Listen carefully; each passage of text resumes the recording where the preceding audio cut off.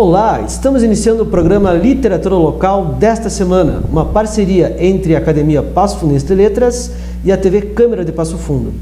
E hoje eu estou muito feliz porque eu vou conversar aqui com uma das pessoas responsáveis por trazer para Passo Fundo um dos maiores escritores de terror e de suspense da atualidade, que é o Rafael Montes.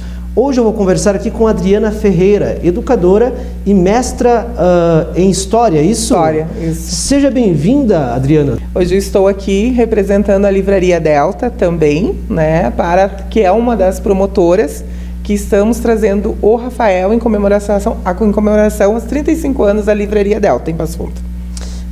E veja bem, né, o Rafael Montes, ele é, no momento, um dos escritores assim mais famosos e mais, inclusive, aclamados pela crítica, né? Na área de terror e de suspense. Ele tem também roteiros que ele escreveu para Netflix, né? Histórias Bom Dia, dele, Verônica, que viraram filmes também, né? E como é que começou essa história de vocês trazerem ele para Passo Fundo? Eu e a Silvana começamos uma parceria quando a gente trouxe para Passo Fundo o Júnior Rochirola. Esse foi o primeiro grande momento assim que a gente descobriu que Passo Fundo estava ausente a participação e a presença de grandes autores, né? E isso foi motivação para que a gente pensasse, né, no nome do Rafael Montes, que já esteve em Passo Fundo em outros momentos, na fase inicial da carreira dele. Ele veio, participou das feiras pela Delta, né? Ele vem com o convite da Silvana. E nós estávamos conversando sobre a procura de obras na livraria dos principais autores procurados.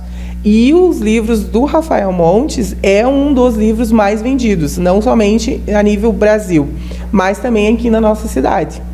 Então, a gente buscou trazer alguém que fizesse referência à motivação da leitura, da literatura. Então, Rafael, eu comecei conhecendo o Rafael Montes pela série Bom Dia, Verônica, né, que é uma série da Netflix. E essa série, ela era muito intrigante, ela era muito envolvente. Aí eu comecei a buscar os livros, né? Eu comprei os livros do Rafael e aí eu percebi que a escrita dele promovia nos seus leitores, né, a questão da retenção, da atenção. Porque hoje nós somos muito midiáticos, a gente gosta muito de ficar mexendo no celular, a gente não tem aquela atenção da leitura. Eu, como educadora, trabalhei muitos anos em sala de aula, eu sei o quanto que é difícil você reter a atenção dos teus alunos com um tema, com um assunto, né? Então, a partir do interesse dos nossos leitores passofundenses, que a gente promoveu a vinda do Rafael Montes. Ou seja, é um evento que ele está sendo pensado do ponto de vista dos leitores daqui. Dos leitores daqui. Da procura dos leitores daqui. Da procura dos leitores. E esse aspecto que você falou dele conseguir reter a atenção dos leitores, né? Eu percebo que ele é muito aclamado entre os jovens também. Os jovens gostam muito das histórias dele. Tem um público leitor muito jovem, né? De histórias de suspense, de mistério. Jantar Secreto, Suicidas e O Vilarejo são obras que promovem a imaginação, a criatividade. E uma das coisas que eu estava observando é que nas obras dele ele faz leitura do cotidiano. Ele observa a vida passando assim como ela é. E ele traduz isso dentro do texto literário para que as pessoas reflitam sobre temas importantes. Essa última obra dele, Uma Família Feliz, retrata uma família feliz. Só que quando você começa a ler a obra, é muito intrigante, porque ele começa pelo... feliz, né? Não é tão feliz. Só na maquiagem, né? Tanto é que a gente, quando começa a fazer essa interpretação da narrativa dele, ele pontua questões sociais, estruturais que a gente tem como família, né? Então, existe esse pensamento em que todas as famílias são felizes. Eu sugiro que todos leiam o livro, assistam a obra, o filme também, que já está nos cinemas, né? Se realmente a gente pode considerar esse título adequado ou não para a obra do Rafael. É interessante a gente ver, assim, que, na verdade, o Rafael ele segue aquele caminho, que eu acho que é um dos melhores caminhos dos autores de horror, porque o horror ele não é uma coisa fantástica além da nossa natureza, além da nossa realidade. Ele é uma coisa que está presente no nosso dia a dia.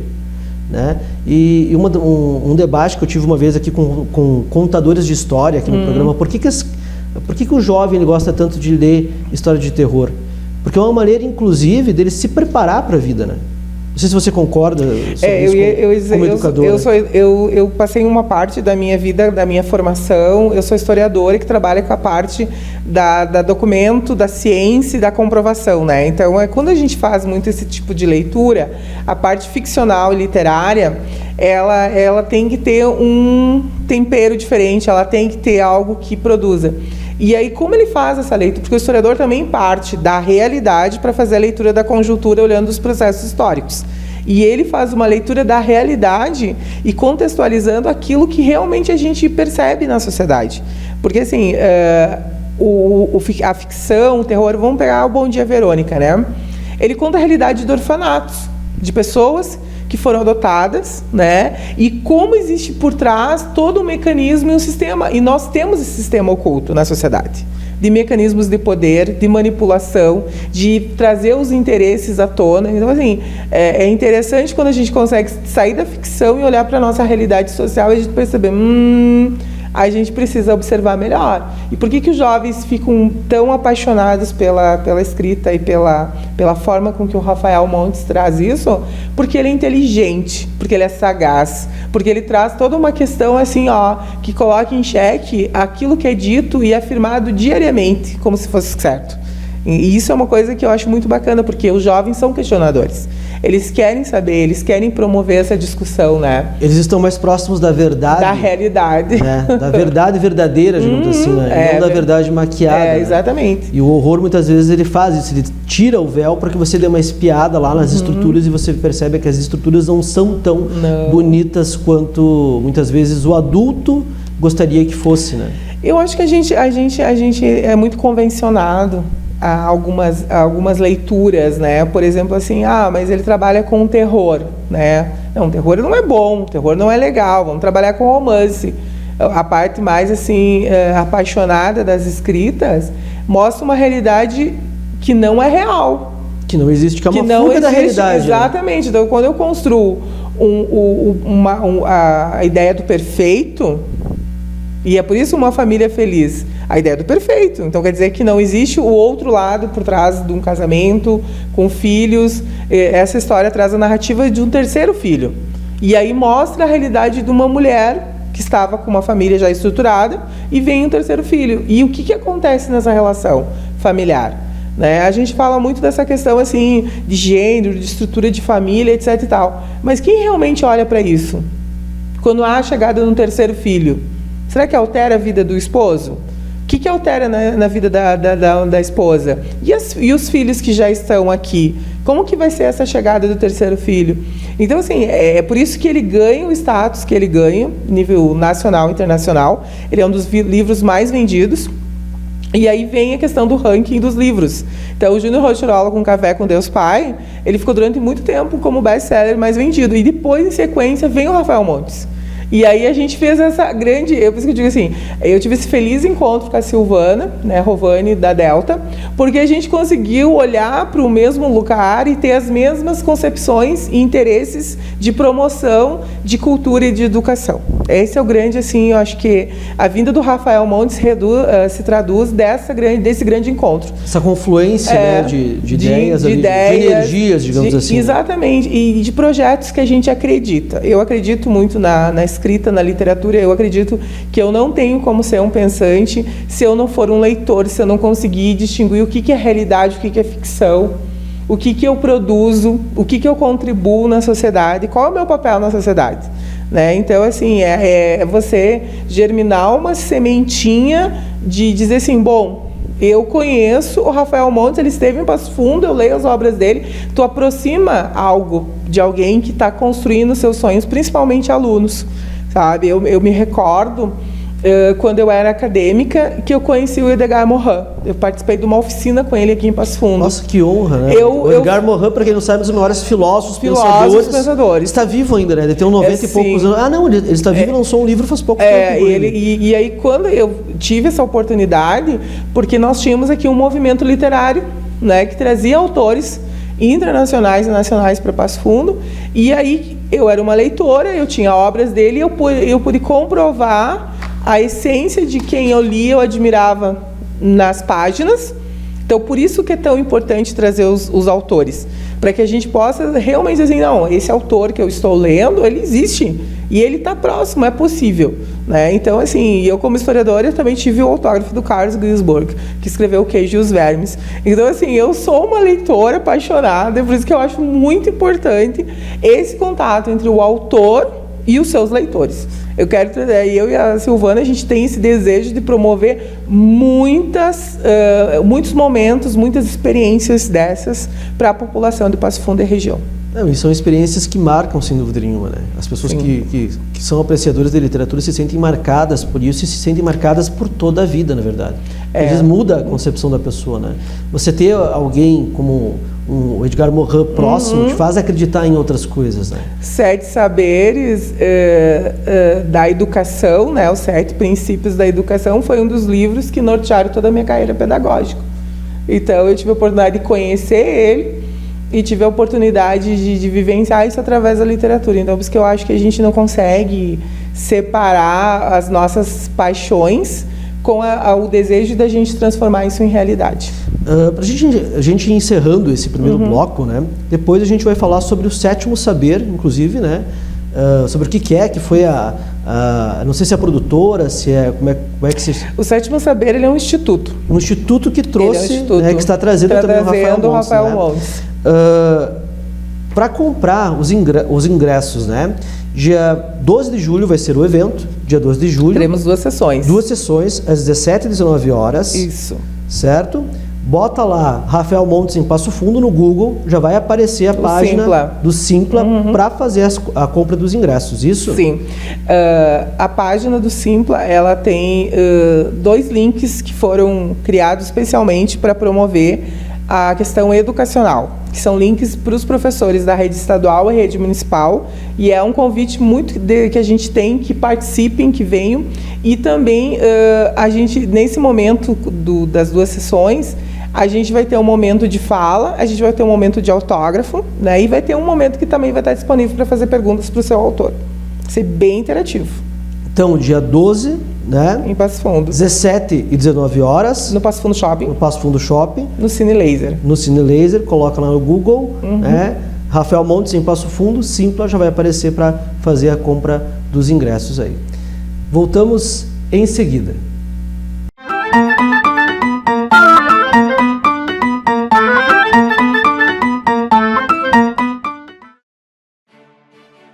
A Câmara de Vereadores é a Casa do Povo. Aqui são criados, votados e aprovados os projetos de lei que definem o rumo e o futuro do nosso município. A Câmara de Vereadores também exerce a função fiscalizadora, supervisionando as ações e decisões do Poder Executivo. Faça parte das decisões. Quando a comunidade participa, a cidade cresce. E as conquistas são de todos. Câmara de Vereadores de Passo Fundo.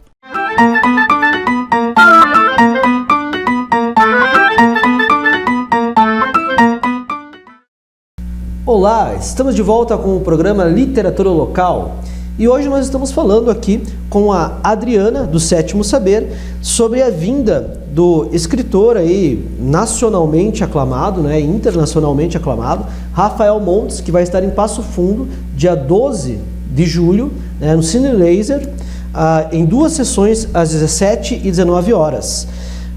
Mas o que é o 7º Saber? Agora eu fiquei curioso, né? É um instituto, você falou? Ele é um instituto. O 7º Saber é um instituto. Ele nasce dentro da perspectiva de promover a educação, a cultura e práticas integrativas. Olha, é um objetivo muito valioso, realmente, né? Pode repetir? Ele tem o objetivo de integrar atividades na área da educação, da cultura e das práticas integrativas.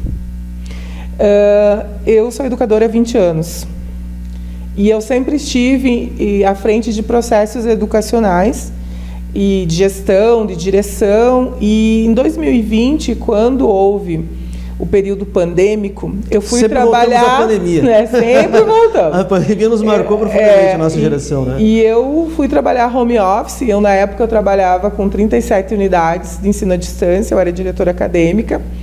e a gente mentalmente ficou exausto.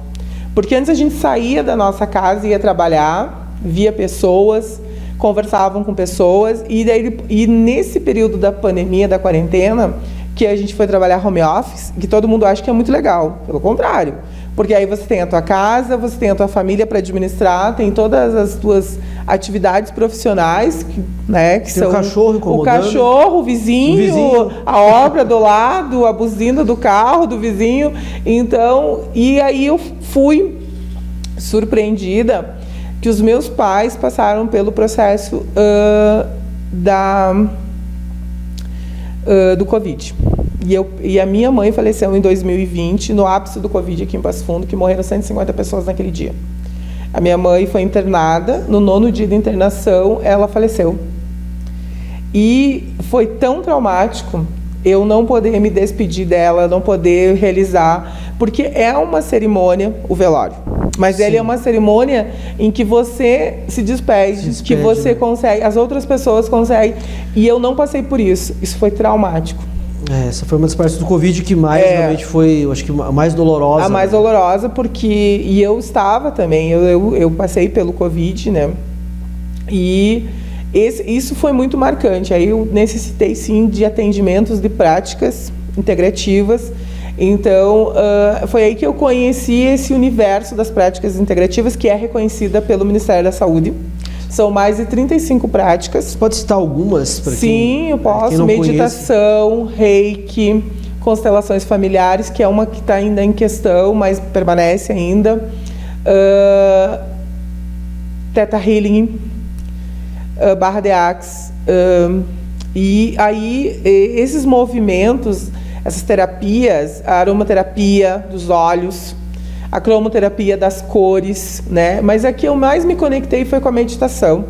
A yoga, a prática integrativa, uma das mais famosas é a meditação. A yoga também, né? Também é muito... E as práticas integrativas começaram a fazer muito sentido e foram integradas na minha vida.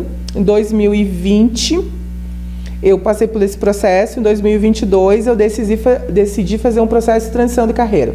Eu fiz o encerramento de 4 vínculos profissionais, porque eu era docente do Instituto Educacional de Passo Fundo, encerrei meu vínculo.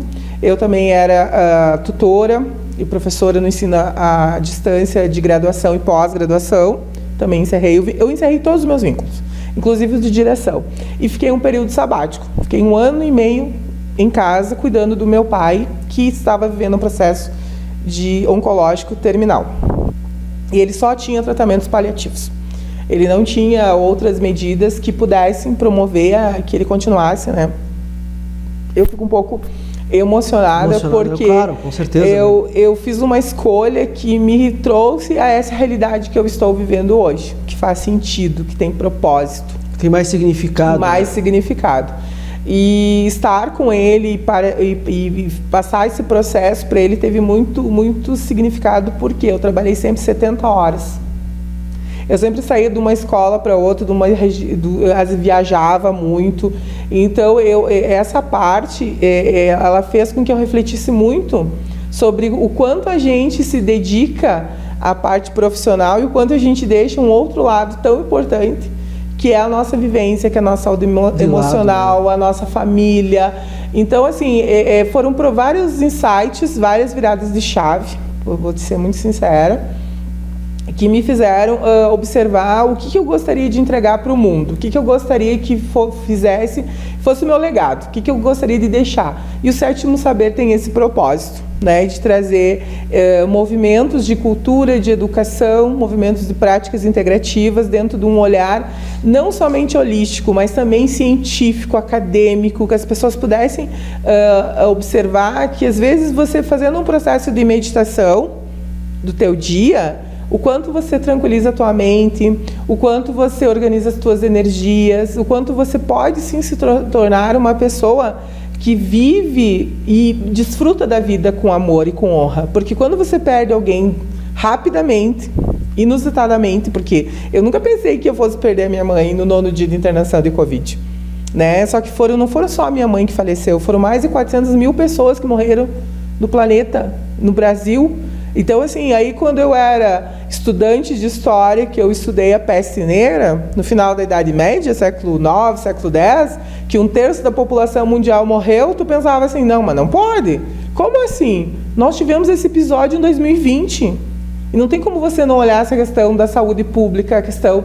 A nossa própria estrutura educacional, a gente passou pela pandemia, mas e quantas situações que a gente vai ter que voltar, que a gente vai ter que olhar para essas crianças que nasceram, que não tinham contato, convívio social.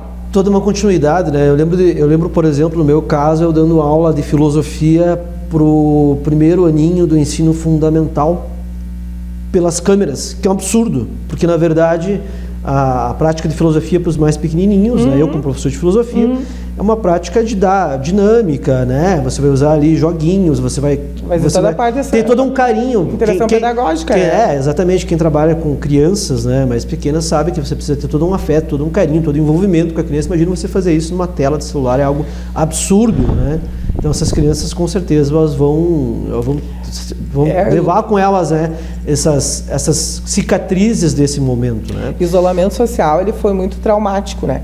E é interessante como o Sétimo Saber ele surge de toda essa tua caminhada, né, particular, mas que leva a um senso coletivo, né? Sim. A uma construção que é coletiva, porque, por exemplo, quando você ajuda a trazer um autor para Passo Fundo, como o caso do Rafael Montes, com esse significado, com esses objetivos todos, isso está encaixado dentro dessa proposta que você aí falou que é resultado dessa virada de chave que você teve, né? Do propósito de fazer porque a gente sempre acredita na mudança. A gente sempre deseja que o outro faça a mudança. E a mudança, ela começa do momento que você se disponibiliza a fazer algo diferente, né? Esse é um primeiro momento, esse é um primeiro movimento do Sétimo Saber. A gente deseja trazer que as pessoas conheçam práticas integrativas que vão contribuir, sim, no formato da educação, para os nossos educadores, para os nossos alunos. Eu fiquei semana passada ciente que no município de Fontoura Xavier existe um projeto de meditação para crianças. Olha que interessante, né? E esse projeto, ele visa exatamente acolher essas crianças que passaram pelo processo pandêmico, que precisaram, sim, ficar isoladas, perderam convívio social, e que esse momento que eles vão aprender a prática da meditação, eles vão começar a se centrar no seu interior, no seu pensamento, nos seus sentimentos. E como é importante a gente saber lidar com isso, a gente saber conhecer, saber o que é aquilo que te faz bem, aquilo que te alegra, sabe, promover a vida. Eu digo, quando a gente pega um livro e a gente vai ler, a gente se permite até um momento único. E ao mesmo tempo, como diriam, né, você está só e acompanhado ao mesmo tempo, né? Você está sob o olhar do outro, porque o olhar do outro é muito importante para o desenvolvimento psicológico pleno do ser humano, né? Os casos, por exemplo, de psicopatia são justamente aqueles em que o sujeito ele não consegue se integrar aos outros. E não tem sentimentos, né? Os casos de violência, por exemplo, também é porque ali existe um problema integrativo com o outro, né? Se você não tem o olhar do outro que te valida, que te apoia, né, você se perde, né? Você só consegue se encontrar enquanto você está na presença do outro. Porque se você sai da presença do outro, você não se vê. Eu vou te contar algo que poucos sabem.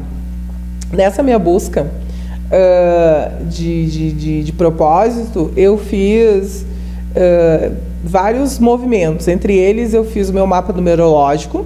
Então, tem 7. O 7 é um número que faz parte da minha numerologia. Eu fiz o meu mapa também astrológico. Então, eu conheci essa questão, mas é uma questão, astrologia tem a ver com essa questão holística, não somente, mas a gente entende algumas características que são nossas e que a gente pode, sim, promover elas de uma forma que a gente consegue, sim, criar novos hábitos, a gente consegue fazer novos movimentos. E aí, o Sétimo Saber, em função disso, a gente também tem os chakras. São várias informações, mas o mais interessante é que eu fui fazer do meu arquétipo. E o meu arquétipo é do sábio. Olha, chakras misturado com chakras, né? Chakras. Mitologia indiana, se não me engano, né? Hinduísmo, né? Os hindus está relacionado ao hinduísmo. Cultura indiana, energia, né? Cultura indiana, né? E os arquétipos, aí você já dá um pulo para o Jung, Carl Gustav Jung, com a teoria dos arquétipos e o inconsciente coletivo. né? E o meu arquétipo é o sábio, por isso o sétimo saber. E essa construção, eles são vários elementos, né? E até algumas pessoas poderia ter outros nomes, poderia ter o meu próprio nome, muitas pessoas, mas a promoção do sétimo saber, ele vai ter principalmente a sétima arte, que é o teatro, que é a cultura, que é o que faz com que a gente perceba o nosso lado humano. Eu estava conversando com um grupo de amigos, eu disse assim, vocês já pensaram que hoje a gente tem que humanizar o humano? Hoje as pessoas, a fala das pessoas é mostrar para elas que a gente precisa humanizar o humano. E vou te dizer, eu fiquei 3 anos levando meu pai a fazer tratamentos oncológicos e fazendo tratamentos na área da... Ele fazia hemodiálise dentro de um hospital. E aí eu descobri o que é o significado dos tratamentos paliativos. Você tem que humanizar as pessoas, que aquele ser humano que está ali na sua fase final, ela precisa de amor. Então, assim, e são pessoas que trabalham, sim, tanto com a morte... Isso me lembra um outro livro bem famoso, que é A Morte é um Dia que Vale a Pena Viver, né? Então, essa é uma deixa que eu quero te deixar. Quem sabe a gente vai ter essa autora e médica aí em Passo Fundo. Olha, que coincidência! Mas olha, eu gostei. A Ana vai me matar agora. A morte é um dia que vale a pena viver, né? Da Ana Cláudia Quintana Arantes. Esses tempos atrás eu estava dando aula e uma aluna do 9º ano do ensino fundamental olhou para mim e disse assim, a morte está muito presente na sua fala, né, professor? Eu falei, sim, porque a morte, se ela não está presente, você perde a oportunidade de ressignificar a tua vida. Tu precisa ter essa noção que você é um ser finito. Quando eu venho dar uma aula, por exemplo, como professor, eu preciso ter essa noção de que talvez eu esteja aqui pela última vez. Só temos hoje. Eu preciso trazer comigo isso, a gente né? só tem hoje. Que talvez eu não tenha outras chances para ser bom naquilo que eu faço de novo. Então eu tenho que procurar, claro, sem tanto estresse, obviamente, né? Mas eu tenho que procurar fazer o melhor possível de acordo com as minhas condições, né? Se você tira a morte da perspectiva, que é o que a sociedade vem fazendo muito, né? Se você tira a morte da perspectiva, você tira essa ideia de quão raro é esse momento, né? E quando a gente olha para a história antiga, a gente olha para os povos gregos, para os egípcios, eles cultuavam a morte, eles se preparavam para a morte, né? E eles embalsamavam os seus corpos, eles deixavam os seus pertences, existia um rito que ele representa a tua história, a tua trajetória, quem você foi na vida, né? Então, assim, são vários elementos. Eu, como historiadora, amo os clássicos, né? E tem uma outra referência também que eu gosto muito, que é o gladiador. O que você faz na vida ecoa na morte. Então, do cinema, né? Do cinema. O gladiador, eu também sou apaixonada por filmes, por séries. Tudo que transita no ambiente de cultura, que promova educação, conhecimento, eu sou adepta, sou super apaixonada, adoro. Então, por isso que o sétimo saber, ele vem com esse propósito de a gente transformar, de a gente trazer e a gente aproximar as pessoas, que elas consigam construir, né, os seus legados, que elas consigam ter significado e sentido. Porque uma vida sem sentido não vale a pena. Não vale a pena, né?